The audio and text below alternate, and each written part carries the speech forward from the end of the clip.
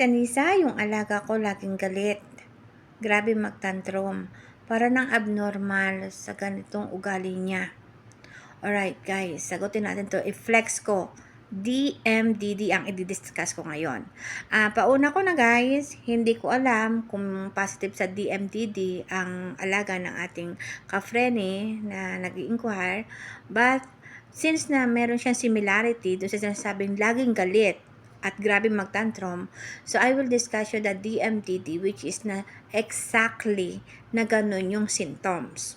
Okay. So, ano ba yung DMDD? Yung DMDD ay tinatawag na Disruptive Mood Dysregulation Disorder.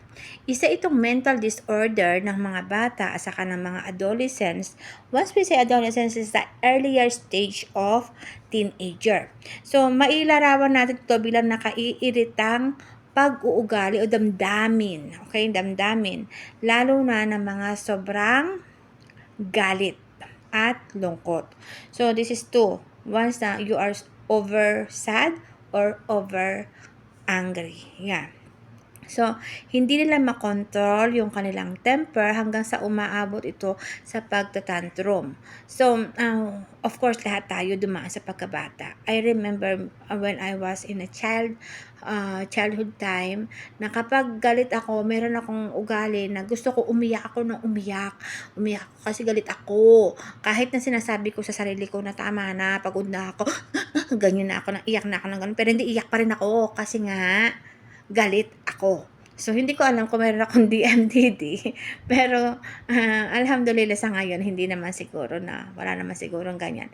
Pero, ang ugali ko kasi guys, pag nagalit kasi ako, galit talaga ako. Pero, siguro, sa tagal na rin ng panahon, syempre, nakakaedad na tayo, is, natuto na tayong kausapin yung sarili natin to comfort ourselves at to slap our face the reality that the angry has nothing to do in our life. I mean, walang mangyayari kung lagi kang galit. So, you should better to choose to relax yourself. Pero of course, yung mga bata, hindi ganun kadali na i-open sa isip nila ang mga ganun bagay. So, meron talaga na nahihirapan sa pagkokontrol ng kanilang damdamin, okay? So, mayroon pa tayong masasabi na ang DMDD ay hindi siya curable. Hindi siya nagagamot. Walang specific way para mawala. 'Di ba? So, yun is sinasabi ng iba na kusang nawawala o nade-develop yung ugaling yon sa depende sa kanyang nasa sa paligid, depende sa mga taong kanyang nakakasalamuha, depende sa pakikitungo sa kanya ng pamilya at ng nature niya sa eskwela. Okay? So, nade-develop kasi ang bata hindi habang buhay na bata. Siyempre, nagkakaedad yan, nagmamature tayo, nade-develop yung utak natin. Hindi naman kasi ito katulad ng autism. Yung autism kasi is, although pareho silang nadadiagnose, but in a different way kasi hindi pa rin sila magkapareho. So, it is still normal. Yung bata, normal siya. Ang hindi lang normal, yung damdamin niya na hindi niya kayang kontrolin yung galit at saka yung lungkot pag pumasok to sa katawan niya. So, paano ba natin malalaman kung ang bata is positive sa DMDD? So, it takes 6 to 12 months para malaman kung positive siya doon sa sinatawag natin na DMDD. Kasi,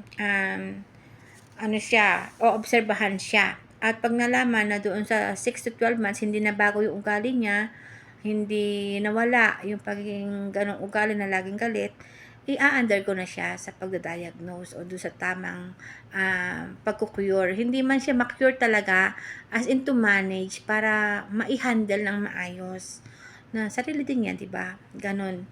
So, sa DMDD, kung ikukumpara mo sila sa ibang mga bata na kapareho ng kanilang edad, you will see ang napakalaking pagkakaiba.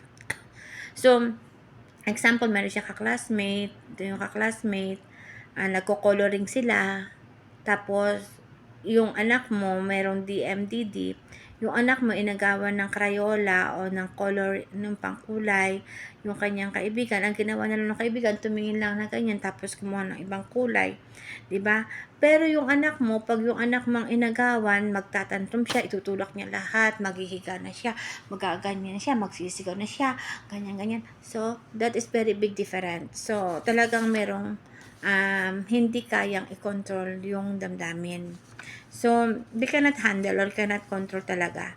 Tapos, same in the feelings ng yung nga, kalungkutan, sadness. So, kapag ang bata na disappoint, okay, so halimbawa, nag-expect siya ng chocolate. Example ha, nag-expect siya ng chocolate. Then, pag uwi mo ng bahay, nalimutan naman bumili ng chocolate. So, yung bata, malulungkot, di ba? Kasi walang chocolate. At the same time, yung kalungkutan na yon, mag-focus na siya ng galit. Okay? Nagagets nyo? Yung lungkot ng bata, doon nagsisimula. Then, dahil sa kalungkutan na yon, maglilid na siya ng galit. Kasi, irritated na siya dun sa lungkot na yun eh. Bakit ako malungkot? Ganon siya. Malungkot siya. Wala akong chocolate. Bakit wala akong chocolate? Bakit wala akong chocolate? Nalulungkot ako, wala akong chocolate. Yun pala, galit ka na. Diba? Galit na siya. Maglilid na siya sa galit. So, magwawala na siya, mag-iiyak na siya. Kaya akala natin, galit siya. Kaya siya nag-iiyak. But the same, yung nasa loob niya is lungkot yon kasi wala siyang chocolate. So, nagkagets nyo, na galit siya dahil malungkot siya. So, that is can cause na hindi niya kayang control na it's okay, tomorrow na lang, mama. Basta wag mong kalilimutan, tomorrow na lang, okay? Hindi sila ganon. Okay, gusto nila, ora-orada, basta ayaw nila. Tapos, kahit alam nila na tama, mayroon silang kausap, mama niya, tama. Nalimutan ko kasi sa iba ako dumaan, di ko nadaanan yung tindahan ng chocolate. Basta siya. So, naiintindihan yun ng bata, pero basta galit pa rin siya. So, yun, nagagets nyo guys. So, kahit na alam niya na tama naman yung kausap niya at wala naman talagang mali, walang dapat na ikaiyak, walang dapat na ikagalit, basta galit pa rin siya. Because, the point is not about that you are right or wrong. The point here is the feelings inside na hindi niya kayang kontrolin. Yun yung problema doon. So, yun nga, yung kahit na alam nila na tama sila, mali sila, ganyan, pero, diba? Kasi nagsulat kasi ako dito ng para madali kong maipaliwanag ng sunod-sunod. So, ini-write down ko yung topics. So, dun sa sinasabi natin na baka merong chemical imbalance, meron tayong may apat na tinatawag na hormones, happiness hormones na taglay ang isang tao. So, napag-alaman na yung may mga bata na mayroong DMDD ay mababa sa serotonin. Yung serotonin ay isang hormones ng happy hormones. So, mababa siya doon at nagiging cause siya ng chronic irritability. Okay. So, yung DMDD ay maaari din mag-high ng risk na maging lead siya sa pagkakaroon ng anxiety at saka ng depression. Ayan. So, yun guys, kapaliwanag ko. Ang DMDD, walang cure, di ba? So, it means, madadala na yan ng tao hanggang sa tumanda siya. Okay? Pero, ang tantrum is until only adolescence time. Okay? Yung tantrum na yun, mapapalitan yon pagka nag-adult stage na siya. At diyan napapasok ang anxiety at ang depression. Okay, nagagas nyo guys. Mawawala si tantrum, papasok si anxiety, at saka si depression. Yun ang magiging lakaran kung hindi siya mai-manage. Kung hindi siya a-undergo sa talk therapy at saka doon sa mga management o doon sa mga test na dapat niyang gawin para maagapan na ma-manage yung DMDD. Pag hindi siya nag-undergo, doon talagang papatak siya sa anxiety at saka sa depression. So, yun nga, tulad ng sinasabi ko, doesn't have any definitive cure as is a chronic condition. Pwede siyang i-manage through combination of treatments, including the various form of psychotherapy, parents training program, and talk or consult to the psychologist. So, nandyan yung talk of therapy, yun nga, yung tulad na sinabi ko, sa isang kwarto, kakausapin siya ng psychologist, tatanungin siya kung ano ba yung nasa isip mo kapag nagagalit ka. Basta marami siyang tanong, nakadepende sa isasagot ng bata kung paano siya i-handle o paano yung timing o planning basically yan ipa-planning yan, kakausapin ng parents, ite-training ang parents. Napakahalaga ng presensya ng magulang dito.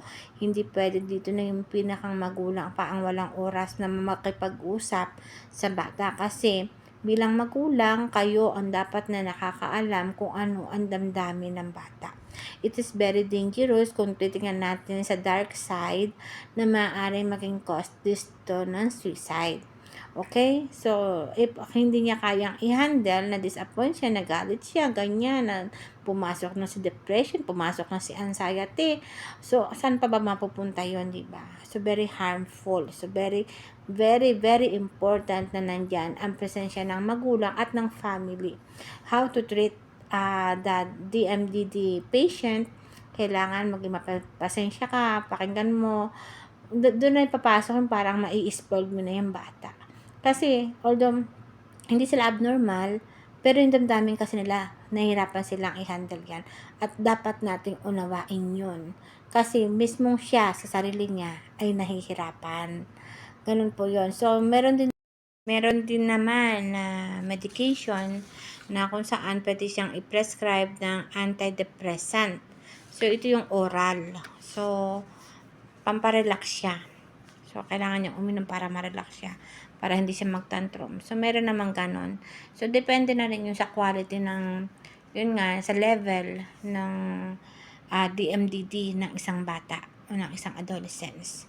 Tapos, napakahalaga ng family support at saka ng school support.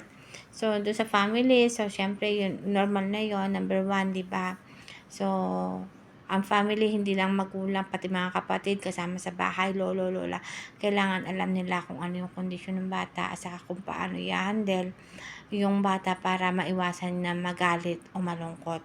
Tapos, sa school, yan, mahalaga din na makausap ng magulang ang guro para maipaliwanag kung ano ba yung sistema o kung ano ba yung kalagayan ng bata. Para yung teacher, kailangan din niya mag-report o kailangan niya magbigay ng feedback para maiparating sa pinakang-doktor ng bata o ng psychiatrist o ng pediatrician pa yan, kung sino humahawak ng medicate sa kanya, kailangan ma-report kung ano ba yung improvement. Kung may improvement bang nangyayari o kung nagiging mas worse pa siya, so kailangan talaga siyang i-observe. So, yun lang yun, guys. So, basically, the point is, wala siyang cure. Hindi siya nalilinis, pero kailangan lang siyang, hindi siya nalilinis. Hindi siya nalulunasan, pero kailangan lang talaga siyang i-manage para ma-handle siya ng maayos. So, yun guys, for another topic, I will try to make another video regarding this of the DMDD kasi talagang napakalawak nito. Kaya nga gumawa na ako ng script para madali kong maipaliwanag ng tuloy-tuloy kasi baka kung saan-saan ako mapunta sa sobrang lawak ng topic ng DMDD. So, basta yun na lang yun, yung pinakang basic niya, yung galit ng bata, hindi natin siya pwedeng i-cure o gamutin o hindi siya nawawala, pero nai-improve lang siya. Kusa lang siya nai-improve. It's either ma-improve siya or mag-worse siya, mapalitan siya from the tantrum to the depression. So, talagang ang patak pa rin talaga niyan is to consult to the mental doctor or a psychiatrist. So, pagka meron kayong nararamdaman sa sarili nyo, hindi kaya sa sa mga bata o mayroon kayong napapansin, wala namang masama kung ipapakonsulta niyo siya. Kasi kung hindi naman, kung naman sadyang normal na kakulitan lang mayroon ng anak niyo, is malalaman naman yun ng pinaka-pediatrician at sasabihin sa inyo na is just a normal na kakulitan ng bata, walang masama diyan. So, at least panatag ka, 'di ba? Pero kung sabihin ng doktor na this is not normal, you should undergo to the diagnose, talk to the psychiatrist, ganyan. So, at least naagapan mo. So, wag natin babaliwalain. Ang lagi ko sinasabi sa inyo na ang mga bata laging oobserbahan. Napakahalaga po niyan. So, yun lang po. Ito po si Miss Anisa. See you for the another topic. Salamat po sa mga nagme-message.